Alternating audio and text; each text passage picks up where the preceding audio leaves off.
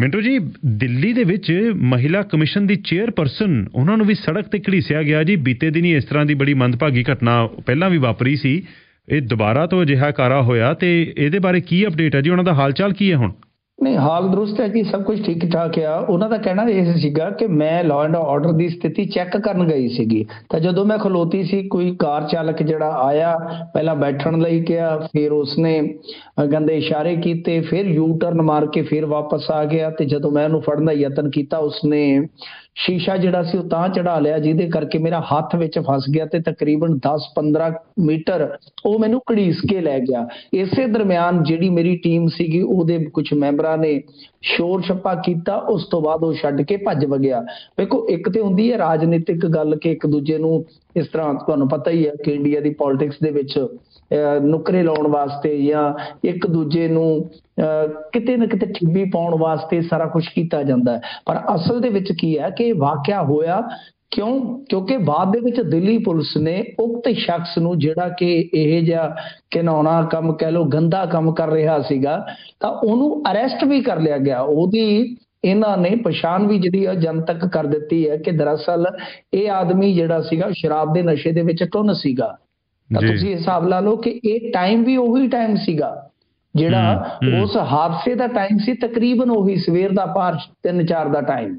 ਇਸ ਦਰਮਿਆਨ ਇੱਕ ਸ਼ਰਾਬੀ ਬੰਦਾ ਇਸ ਤਰ੍ਹਾਂ ਇਹ ਸਾਰਾ ਕੁਝ ਕਰਦਾ ਹੈ ਤੇ ਕੋਈ ਪੁਲਿਸ ਨੇ ਕੋਈ ਲੈਣਾ ਨਹੀਂ, ਕੋਈ ਦੇਣਾ ਨਹੀਂ ਹੈ। ਤਾਂ ਇਹ ਕਹਿੰਦੇ ਕਿ ਮੈਂ ਇਸੇ ਕਰਕੇ ਰਿਐਲਿਟੀ ਚੈੱਕ ਹੀ ਕਰਨ ਗਈ ਸੀਗੀ, ਜਿਹਦੇ ਵਿੱਚ ਇਹ ਤਜਰਬਾ ਨਿਕਲਿਆ ਹੈ। ਹਾਲਾਂਕਿ ਜਦੋਂ ਇਹ ਸਾਰਾ ਮਾਮਲਾ ਜਿਹੜਾ ਉਹ ਮੀਡੀਆ ਦੇ ਵਿੱਚ ਆ ਗਿਆ, ਉਸ ਤੋਂ ਬਾਅਦ ਦਿੱਲੀ ਪੁਲਿਸ ਹਰਕਤ ਦੇ ਵਿੱਚ ਆਈ, ਉਹ ਬੰਦਾ ਲੱਭ ਲੈਂਦੀ ਹੈ। ਪਰੰਤੂ ਤੁਸੀਂ ਦੇਖੋ ਕਿ ਦਿੱਲੀ ਦੀਆਂ ਸੜਕਾਂ ਤੇ ਰਾਤ ਨੂੰ ਪਤਾ ਨਹੀਂ ਕਿੰਨੇ ਇਹੋ ਜਿਹੇ ਬੰਦੇ ਹੋਣਗੇ ਜਿਹੜੇ ਸ਼ਰਾਬ ਪੀ ਕੇ ਇਸ ਤਰ੍ਹਾਂ ਦੀ ਹੁੱਲੜਬਾਜ਼ੀ ਕਰਦੇ ਹੋਣਗੇ ਜੀ। ਪਰ ਐਡਾ ਵੱਡਾ ਹਾਦਸਾ ਹੋਣ ਤੋਂ ਬਾਅਦ ਵੀ ਦਿੱਲੀ ਦੀਆਂ ਸੜਕਾਂ ਤੇ ਜੇ ਕਹੀਏ ਆਪਾਂ ਤਾਂ ਇੱਕ ਮਹਿਲਾ ਕਮਿਸ਼ਨ ਦੀ ਚੇਅਰਪਰਸਨ ਹੀ ਸੁਰੱਖਿਅਤ ਨਹੀਂ, ਤਾਂ ਫਿਰ ਬਹੁਤ ਵੱਡੇ ਸਵਾਲ ਨੇ।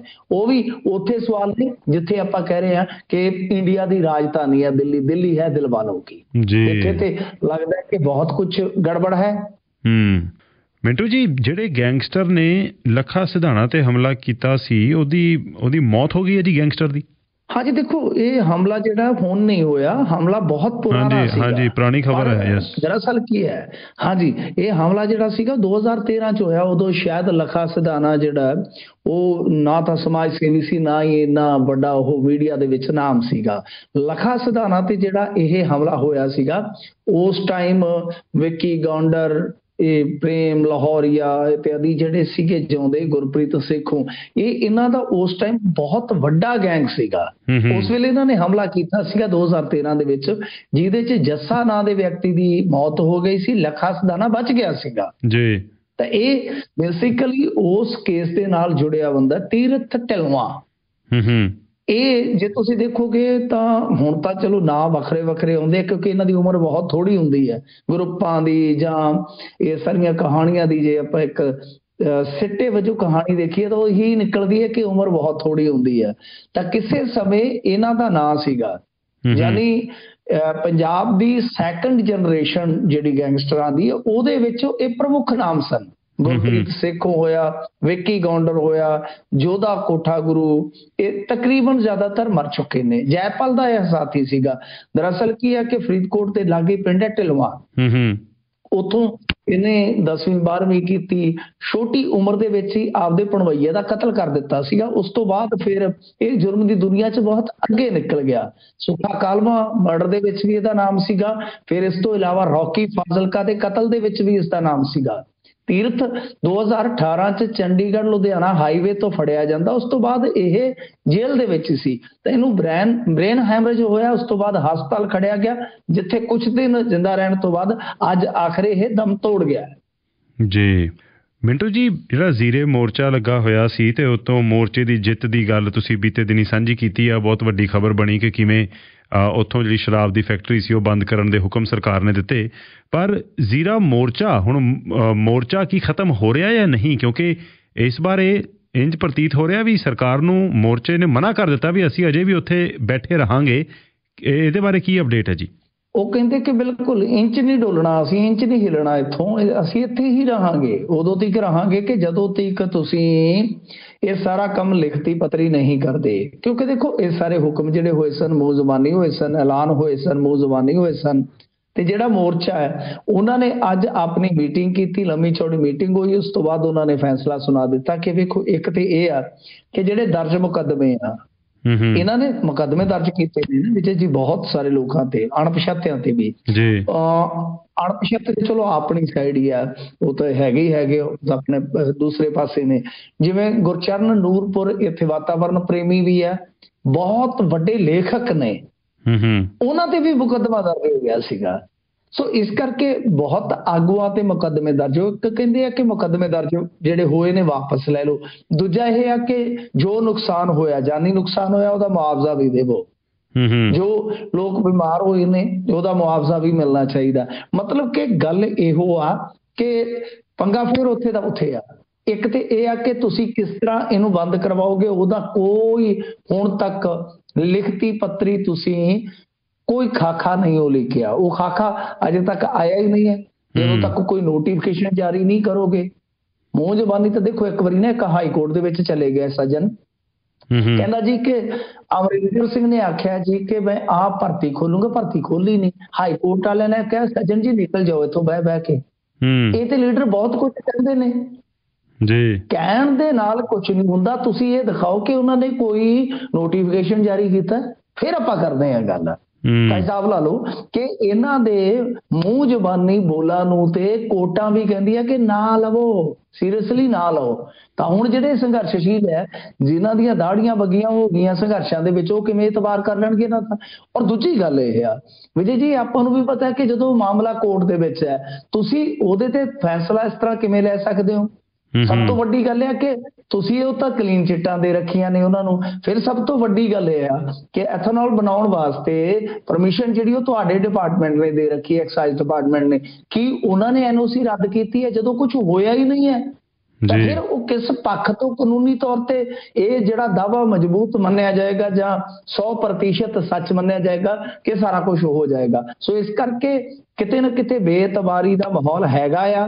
ਸਰਕਾਰ ਠੀਕ ਆ, ਇੱਕ ਕਦਮ ਚੁੱਕ ਕੇ ਵਾਹਵਾਹੀ ਖੱਟ ਗਈ, ਪਰ ਉਹ ਜਿਹੜੇ ਸੰਘਰਸ਼ਸ਼ੀਲ ਹੈ ਉਹ ਕਹਿੰਦੇ ਕਿ ਨਹੀਂ, ਸੁੱਕੀ ਵਾਹਵਾਹੀ ਅਸੀਂ ਵੀ ਕਰ ਦਿੰਦੇ ਆ, ਉਹ ਸਾਰਾ ਕੁਝ ਚੱਲੇਗਾ। ਪਰ ਜੇਕਰ ਇਹ ਮੋਰਚਾ ਖਤਮ ਕਰਾਉਣਾ ਹੈ ਤਾਂ ਫਿਰ ਤੁਹਾਨੂੰ ਠੋਸ ਰੂਪ ਦੇ ਵਿੱਚ ਸਾਡਾ ਭਰੋਸਾ ਜਿੱਤਣਾ ਹੀ ਪਵੇਗਾ। ਸੋ ਇਹ ਮੋਰਚਾ ਜਿਉਂਦਾ ਤਿਉਂ ਚੱਲਦਾ ਰਹੇਗਾ ਜੀ। ਮਿੰਟੂ ਜੀ, ਕੈਨੇਡਾ ਦੇ ਵਿੱਚ ਰਹਿੰਦੇ ਇੱਕ ਵਿਅਕਤੀ ਦੇ ਭਰਾ ਦੀ ਮੌਤ ਹੋਈ ਤੇ ਚੋਰ ਦੇ ਨਾਲ ਫਿਰ ਭਰਾ ਨੇ ਕੰਟੈਕਟ ਕੀਤਾ। ਕੀ ਖਬਰ ਹੈ ਜੀ? ਇਹਦਾ ਕੀ ਵੇਰਵਾ?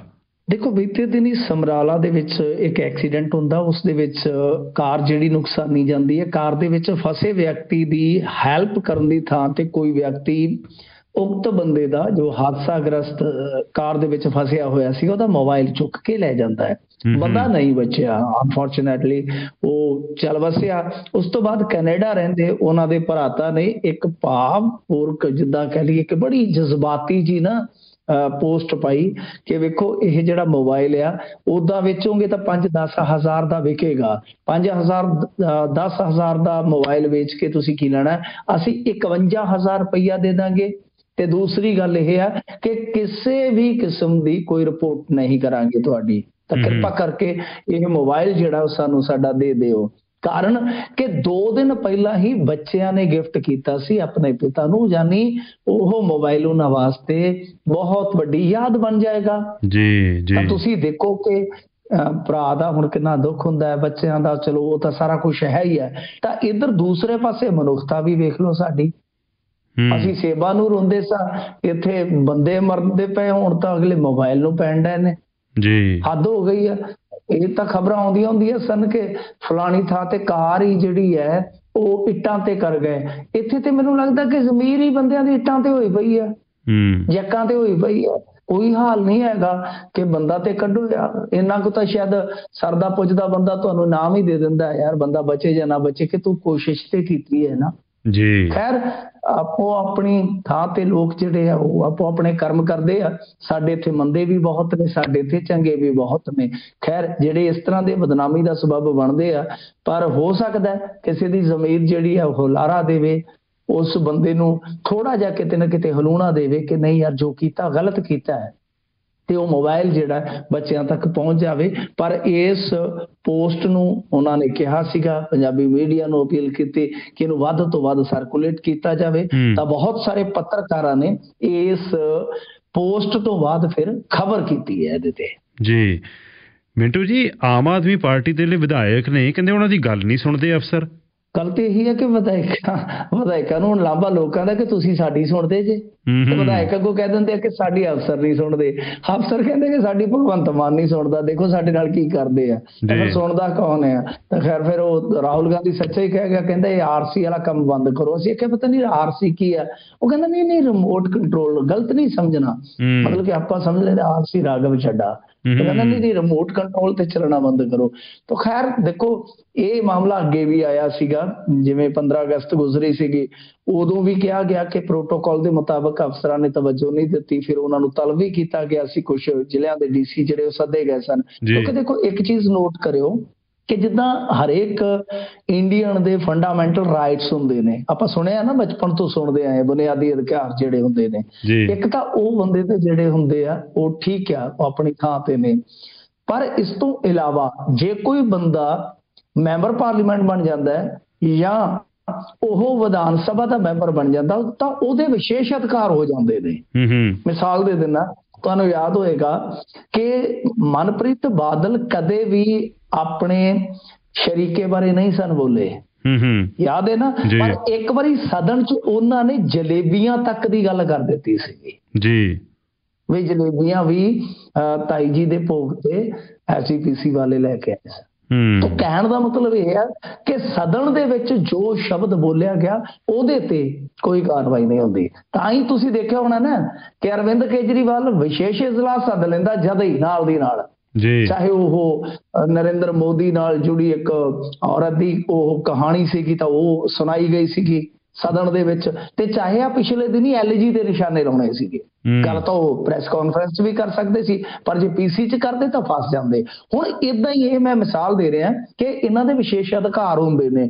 ਵਿਸ਼ੇਸ਼ ਅਧਿਕਾਰ ਦਾ ਮਤਲਬ ਇਹ ਹੈ ਕਿ ਉਹ ਸਾਰੀਆਂ ਚੀਜ਼ਾਂ ਜਿਹੜੀਆਂ ਉਹ ਅਫਸਰਾਂ ਨੂੰ ਕਰਨੀਆਂ ਪੈਂਦੀਆਂ ਪ੍ਰੋਟੋਕਾਲ ਦੇ ਮੁਤਾਬਕ, ਜੇ ਨਹੀਂ ਕਰਦੇ ਤਾਂ ਇੱਕ ਹੁੰਦੀ ਹੈ ਵਿਸ਼ੇਸ਼ ਅਧਿਕਾਰ ਹਨਨ ਕਮੇਟੀ, ਇਹ ਸ਼ਬਦ ਵੀ ਤੁਸੀਂ ਸੁਣਿਆ ਹੋਏਗਾ, ਜਿਹੜੀ ਇਹਨਾਂ ਅਧਿਕਾਰਾਂ ਨੂੰ ਹੀ ਪ੍ਰੋਟੈਕਟ ਕਰਦੀ ਹੈ। ਤਾਂ ਇਹ ਕੁਝ ਹੈਗੇ ਨੇ ਇਹਨਾਂ ਦੇ, ਨਰਿੰਦਰ ਕੌਰ ਭਰਾ ਜੀ ਜਿਹੜੇ ਕਿ ਬਹੁਤ ਯੰਗ ਉਮਰ ਦੇ ਵਿੱਚ ਐਮਐਲਏ ਬਣੇ, ਇਸ ਤੋਂ ਇਲਾਵਾ ਬਲਕਾਰ ਸਿੱਧੂ ਮਾਝੇ ਦੀ ਹੈ ਮੋਮਬੱਤੀ ਵਾਲੇ ਗਾਇਕ ਨੇ, ਇਹਨਾਂ ਨੇ ਸ਼ਿਕਾਇਤ ਕੀਤੀ ਹੈ ਕਿ ਸਾਡੀ ਕੋਈ ਪਰਵਾਹ ਨਹੀਂ ਜੇ ਕਰਦਾ। ਉਹ ਜਿਹੜੇ ਭਰਾਜ ਹੈਗੇ ਨੇ ਉਹ ਕਹਿੰਦੇ ਜੀ ਕਿ ਡੀਐਸਪੀ ਨਹੀਂ ਸੁਣਦਾ, ਇਹ ਜਿਹੜੇ ਹੈਗੇ ਨੇ ਕਹਿੰਦੇ ਜੀ ਐਸਡੀਓ ਨਹੀਂ ਸੁਣਦਾ, ਮਤਲਬ ਕਿ ਛੋਟੇ ਛੋਟੇ ਅਧਿਕਾਰੀ ਕਹਿੰਦੇ ਗੱਲ ਨਹੀਂ ਸੁਣਦੇ। ਤਾਂ ਹੁਣ ਇਹਨਾਂ ਨੂੰ ਤਲਬ ਕੀਤਾ ਜਾਏਗਾ, ਇਹਨਾਂ ਨੂੰ ਤਲਬ ਕਰਕੇ ਸਬਕ ਸਿਖਾਇਆ ਜਾਏਗਾ ਕਿ ਬਈ ਨਹੀਂ ਏਦਾਂ ਨਹੀਂ ਕਰਨਾ, ਇਹ ਤੁਹਾਡੇ ਵਿਧਾਇਕ ਨੇ, ਨੇਤਾ ਜੀ ਨੇ, ਇਹਨਾਂ ਦੇ ਨਾਲ ਸਹਿਯੋਗ ਕਰਨਾ ਹੈ। ਪਰ ਗੱਲ ਇਹ ਆ ਕਿ ਬਈ ਜਿੰਨਾ ਦੁੱਖ ਤੁਹਾਨੂੰ ਲੱਗਦਾ ਕਿ ਸਾਡੀ ਕੋਈ ਅਫਸਰ ਨਹੀਂ ਸੁਣਦਾ, ਲੋਕਾਂ ਨੂੰ ਵੀ ਇੰਨਾ ਹੀ ਦੁੱਖ ਲੱਗਦਾ ਜਦੋਂ ਵੋਟਾਂ ਲੈ ਕੇ ਤੁਹਾਡਾ ਗਾਰਡ ਵੀ ਨਹੀਂ ਸੁਣਦਾ, ਤੁਸੀਂ ਤੇ ਕੀ ਸੁਣਨੀ ਹੈ ਦਾਦੀ ਫਰਿਆਦੀ ਦੀ। ਮਿੰਟੂ ਜੀ ਇਹ ਵੀ ਦੱਸਿਓ, ਜਿਹੜਾ ਰੈਸਲਰਸ ਨੇ ਇਹ ਦੋਸ਼ ਲਗਾਇਆ ਸੀ ਕਿ ਜਿਹੜੇ ਰੈਸਲਿੰਗ ਫੈਡਰੇਸ਼ਨ ਦੇ ਪ੍ਰਧਾਨ ਨੇ ਉਹ ਸੈਕਸ਼ੂਅਲ ਐਕਸਪਲੋਇਟੇਸ਼ਨ ਦੇ ਵਿੱਚ ਸ਼ਾਮਲ ਰਹੇ ਨੇ, ਤੇ ਤੁਸੀਂ ਕੱਲ੍ਹ ਉਹ ਸਾਰੀ ਗੱਲ ਸਾਂਝੀ ਕੀਤੀ ਸੀ, ਉਹਦੇ ਵਿੱਚ ਨਵੀਂ ਡਿਵੈਲਪਮੈਂਟ ਹੋਰ ਅੱਗੇ ਗੱਲ ਕਿੱਥੇ ਪਹੁੰਚੀ ਹੈ ਜੀ ਹੁਣ? ਨਹੀਂ, ਬਹੁਤ ਦੂਰ ਤੱਕ ਚਲੇ ਗਈ ਆ ਉਹ ਗੱਲ। ਦੇਖੋ ਉਹਨਾਂ ਨੇ ਗੱਲ ਕਹੀ ਸੀਗੀ ਪਹਿਲਵਾਨਾਂ ਨੇ ਕਿ ਜਿੱਥੇ ਜਿਨਸੀ ਸ਼ੋਸ਼ਣ ਦਾ ਮਸਲਾ ਹੈ ਉੱਥੇ ਮਾਨਸਿਕ ਪਰੇਸ਼ਾਨੀ ਵੀ ਸਾਨੂੰ ਬਹੁਤ ਪੈਦਾ ਕੀਤੀ ਜਾ ਰਹੀ ਹੈ। ਪਰ ਦਰਅਸਲ ਵਿਜੇ ਜੀ ਇਹ ਗੱਲ ਜਿਹੜੀ ਹੈ ਦੋ ਪਾਸੇ ਵਾਲੀ ਹੈ। ਜਿਹੜੇ ਹੈਗੇ ਨੇ ਫੈਡਰੇਸ਼ਨ ਦੇ ਮੁਖੀ ਉਹ ਬ੍ਰਿਜ ਭੂਸ਼ਣ, ਉਹ ਅਲੱਗ ਤੋਂ ਆਪਣੀ ਗੱਲ ਰੱਖ ਰਹੇ ਕਿ ਦਰਅਸਲ ਮੈਂ ਬਹੁਤ ਸਾਰੇ ਸੁਧਾਰ ਕੀਤੇ ਨੇ, ਤੇ ਇਹ ਉਹ ਪਹਿਲਵਾਨ ਆ ਜਿਹੜੇ ਹੁਣ ਆਪਣਾ ਸੁਨਹਿਰੀ ਵੇਲਾ ਵਿਹਾ ਚੁੱਕੇ ਨੇ। ਅਸਲ ਦੇ ਵਿੱਚ ਹੁਣ ਗੇਮ ਜਿਹੜੀ ਹੈ ਉਹ ਪਾਵਰ ਦੀ ਨਜ਼ਰ ਆਉਂਦੀ ਹੈ। ਤਾਂ ਗੱਲ ਇਹ ਆ ਕਿ ਦੇਖੋ ਹਰਿਆਣਵੀ ਨੇ ਇਹ ਸਾਰੇ ਬੈਠੇ ਆ, ਤੇ ਇਹਦੇ ਵਿੱਚ ਮੇਨ ਗੱਲ ਹੈ ਫੋਗਾਟ ਸਿਸਟਰਸ, ਤੁਸੀਂ ਸੁਣਿਆ ਹੋਣਾ ਕਿ ਉਹ ਕੁੜੀਆਂ ਨੇ ਜਿਨ੍ਹਾਂ ਤੇ ਦੰਗਲ ਫਿਲਮ ਬਣੀ ਹੈ। ਇਹਨਾਂ ਦੇ ਪਿਤਾ ਮਹਾਵੀਰ ਜੀ ਔਰ ਇਹਨਾਂ ਦੀ ਭੈਣ ਬਬੀਤਾ, ਉਹ ਮਤਲਬ ਕਿ ਦੋਨੇ ਹੀ ਪੁੱਤ ਤਾਂ ਮਤਲਬ ਕਿ ਸ਼ਾਇਦ ਇਹਨਾਂ ਦਾ ਇੱਕ ਦਾ ਹੋਏ, ਮੈਨੂੰ ਪਤਾ ਨਹੀਂ, ਪਰ ਇਹਨਾਂ ਦਾ ਇੱਕ ਜਵਾਈ ਹੈ ਬਜਰੰਗ ਪੂਨੀਆ। ਇਹ ਸਾਰੇ ਹੀ ਉੱਥੇ ਬੈਠੇ ਹੋਏ ਨੇ ਇਸ ਟਾਈਮ। ਮਤਲਬ ਕਿ ਬਬੀਤਾ ਜਿਹੜੀ ਹੈ ਉਹ ਬਹੁਤ ਜ਼ਿਆਦਾ ਇਸ ਵੇਲੇ ਐਕਟਿਵ ਰੋਲ ਦੇ ਵਿੱਚ ਨਜ਼ਰ ਆ ਰਹੀ ਹੈ। ਤਾਂ ਦੂਸਰੇ ਪਾਸੇ ਵੀ ਭਾਰਤੀ ਜਨਤਾ ਪਾਰਟੀ ਹੈ। ਵਿੱਚੋਂ ਗੱਲ ਇਹ ਨਿਕਲ ਕੇ ਆ ਰਹੀ ਹੈ ਕਿ ਦਰਅਸਲ ਜਿਹੜਾ ਬ੍ਰਿਜ ਭੂਸ਼ਣ ਹੈ ਉਹ ਹੈਗਾ ਦਵੰਗ ਕਿਸਮ ਦਾ ਆਦਮੀ।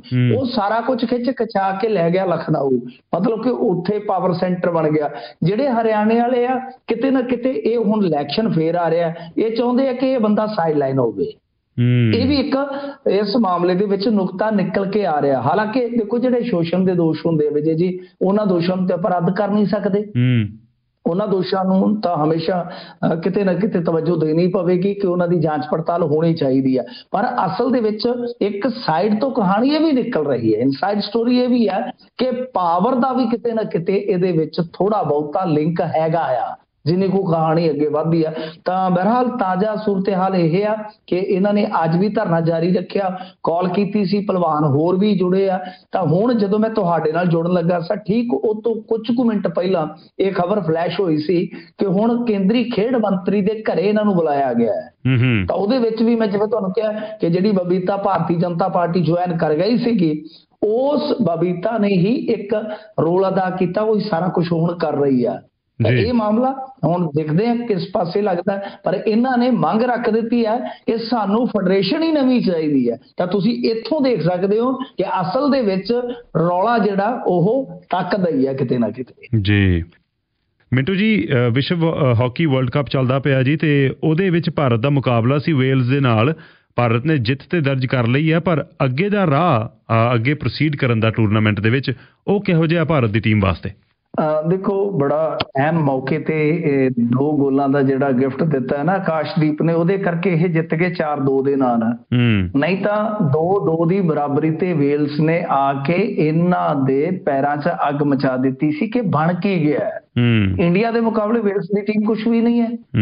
ਉਹਨਾਂ ਦੇ ਵਿੱਚ ਜ਼ਿਆਦਾਤਰ ਇੰਜੀਨੀਅਰ ਜਾਂ ਨੌਕਰੀ ਪੇਸ਼ਾ ਲੋਕ ਨੇ ਜਿਹੜੇ ਆਪਣੇ ਮੁਲਕ ਨੂੰ ਇੱਥੇ ਪੇਸ਼ ਕਰਨ ਵਾਸਤੇ ਇਸ ਮੰਚ ਤੇ ਆਏ ਨੇ ਬੜੇ ਚਾਅ ਦੇ ਨਾਲ। ਤੇ ਉਹਨਾਂ ਨੇ ਇੰਡੀਆ ਨੂੰ ਜਿਹੜੀ ਫਾਈਟ ਦਿੱਤੀ, ਵਾਕਿਆ ਲੱਗਦਾ ਕਿ ਬੜੀ ਸਪਿਰਿਟ ਦੇ ਨਾਲ ਖੇਡ ਰਹੇ ਸੀਗੇ।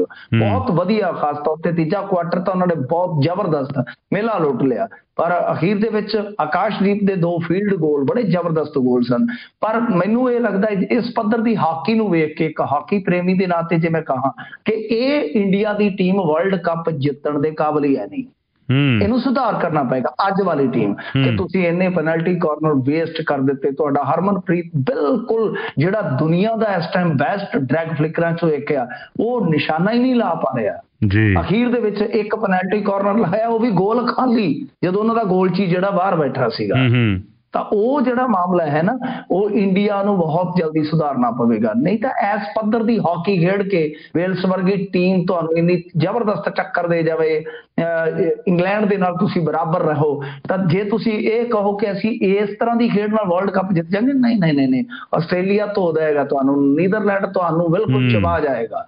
ਹਾਕੀ ਤੁਹਾਨੂੰ ਦਮਦਾਰ ਖੇਡਣੀ ਪਏਗੀ। ਹੁਣ ਅੱਗੇ ਦਾ ਰਸਤਾ ਕੀ ਹੈ? ਜੇ ਤਾਂ ਅੱਜ ਜਿੱਤ ਜਾਂਦੇ ਵੱਡੇ ਗੋਲ ਮਾਰਜਨ ਦੇ ਨਾਲ, ਜਿੱਤ ਤਾਂ ਗਏ ਨੇ, ਜਿੱਤ ਜਾਂਦੇ ਘੱਟੋ ਘੱਟ 7-8 ਗੋਲ ਦੇ ਨਾਲ, ਤਾਂ ਫਿਰ ਇਹ ਡਾਇਰੈਕਟ ਕੁਆਟਰ ਫਾਈਨਲ 'ਚ ਜਾਂਦੇ। ਪਰ ਐਤਕੀ ਕੀ ਹੈ ਕਿ ਤੁਹਾਨੂੰ ਕ੍ਰਾਸਓਵਰ ਮੈਚ ਖੇਡਣਾ ਪੈਣਾ ਹੁਣ। ਇਹਨਾਂ ਦਾ ਇੱਕ ਮੈਚ ਜਿਹੜਾ ਹੈ, ਕਿਉਂਕਿ ਟੌਪ ਕਰ ਗਈ ਯੂਕੇ ਇੰਗਲੈਂਡ, ਤਾਂ ਉਹ ਤਾਂ ਚਲੇ ਗਏ ਨੇ ਉਧਰ। ਤਾਂ ਦੂਸਰੇ ਪਾਸੇ ਕੌਣ ਰਹਿ ਗਿਆ? ਦੂਸਰਾ ਜਿਹੜਾ ਜਾਣਾ ਹੈ, ਤਾਂ ਉਹ ਕੀ ਹੈ ਕਿ ਕ੍ਰਾਸਓਵਰ ਮੈਚ ਖੇਡੇਗਾ ਨਿਊਜ਼ੀਲੈਂਡ ਦੇ ਨਾਲ। ਤਾਂ ਨਿਊਜ਼ੀਲੈਂਡ ਨਾਲ ਭਾਰਤ ਭਿੜੇਗਾ 22 ਜਨਵਰੀ ਨੂੰ। ਉਹ ਮੈਚ ਜੇ ਜਿੱਤਦੇ ਆ, ਫਿਰ ਇਹਨਾਂ ਦੀ ਕੁਆਟਰ 'ਚ ਐਂਟਰੀ ਹੋਣੀ ਆ। ਪਰ ਉੱਥੇ ਵੀ ਰੱਟਾ ਪੈ ਜਾਣਾ ਹੈ ਕਿ ਪੂਲ ਸੀ ਦੀ ਟੌਪ ਨਾਲ ਭਿੜਨਾ ਪੈਣਾ ਹੈ। ਇਹ ਪੰਗਾ ਪੈਣਾ, ਤਾਂ ਉੱਥੇ ਵੀ ਮੋਸਟ ਪ੍ਰੋਬਬਲੀ ਬਹੁਤ ਤਗੜੀ ਟੱਕਰ ਹੋਏਗੀ। ਹੋ ਸਕਦਾ ਨੀਦਰਲੈਂਡ ਦੇ ਨਾਲ ਹੀ ਜਾਣ। ਜੀ ਤੇ ਮਿੰਟੂ ਜੀ, ਅੱਜ ਦੀ ਖੁਸ਼ਨੁਮਾ ਖਬਰ ਕੀ ਆ? ਜੀ ਖੁਸ਼ਨੁਮਾ ਖਬਰ ਅੱਜ ਦੀ ਆਪਾਂ ਦੇਖਿਆ ਕਿ ਆਪਾਂ ਨੂੰ ਤੇ ਅਫਸਰਸ਼ਾਹੀ ਹੋਏ, ਪੁਲਿਸ ਹੋਵੇ, ਬੜੀ ਆਲੋਚਨਾ ਹੁੰਦੀ ਹੈ ਇਹਨਾਂ ਦੀ, ਆਪਾਂ ਵੀ ਕਰਦੇ ਹਾਂ, ਕੰਮ ਹੀ ਇਹ ਆ। ਪਰੰਤੂ ਕਈ ਵਾਰ ਇਹਨਾਂ ਦੇ ਵਿੱਚੋਂ ਵੀ ਬੜੇ ਚੰਗੇ ਬੰਦੇ ਹੁੰਦੇ ਆ ਜਿਹੜੇ ਅਸੀਸਾਂ ਵੀ ਖੱਟਦੇ ਆ, ਸਲੌਤਾ ਵੀ ਖੱਟਦੇ ਆ। ਤਾਂ ਇੱਕ IAS ਅਧਿਕਾਰੀ ਯਸ਼ਪਾਲ ਗਰਗ ਜੀ, ਜਿਹੜੇ ਕਿ ਸੈਕਟਰ 41 ਦੇ ਵਿੱਚ ਉੱਥੇ ਮੌਜੂਦ ਸਨ, ਸ਼ਾਇਦ ਉੱਥੋਂ ਦਾ ਕੋਈ ਵਸਿੰਦਾ ਸੀਗਾ ਜਿਹੜਾ ਇਹਨਾਂ ਦੇ ਆਫਿਸ ਆਇਆ ਹੋਇਆ ਸੀਗਾ ਚੰਡੀਗੜ੍ਹ ਹਾਊਸਿੰਗ ਬੋਰਡ ਦੇ ਵਿੱਚ, ਜਿੱਥੇ ਉਹਨੂੰ ਹਾਰਟ ਅਟੈਕ ਆ ਗਿਆ। ਤਾਂ ਜਦੋਂ ਹਫੜਾ ਦਫੜੀ ਮੱਚੀ ਤਾਂ ਜਿਹੜੇ ਆਈਐਸ ਯਸ਼ਪਾਲ ਗਰਗ ਜੀ ਸੀਗੇ, ਇਹਨਾਂ ਨੇ ਮੌਕੇ ਤੇ ਪਹੁੰਚ ਕੇ ਸੀਪੀਆਰ ਦਿੱਤਾ ਔਰ ਉਹ ਫੋਟੋਆਂ ਵੀਡੀਓ ਸਾਰਾ ਕੁਝ ਵਾਇਰਲ ਹੋਇਆ। ਲੋਕ ਬੜੀ ਸਿਫਤ ਕਰ ਰਹੇ ਆ ਔਰ ਉਸ ਸੀਪੀਆਰ ਦੀ ਬਦੌਲਤ ਜਨਕ ਰਾਜ ਜੀ ਜਿਹੜੇ ਆਏ ਸਨ ਉੱਥੇ ਸ਼ਿਕਾਇਤ ਲੈ ਕੇ ਜਾਂ ਫਰਿਆਦ ਲੈ ਕੇ, ਉਹਨਾਂ ਦੀ ਜਾਨ ਬਚ ਗਈ। ਜੀ।